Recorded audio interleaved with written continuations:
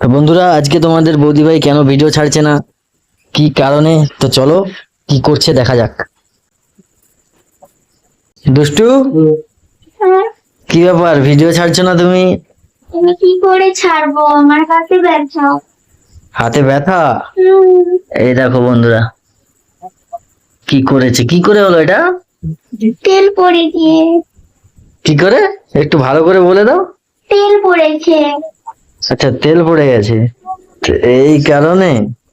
হুম, আচ্ছা, শুনতে পেলে, তোমার বৌদি ভাইয়ের তেল পড়ে গেছে হাতে, যার কারণে ভিডিও ছাড়তে পারছে না, মন খারাপ।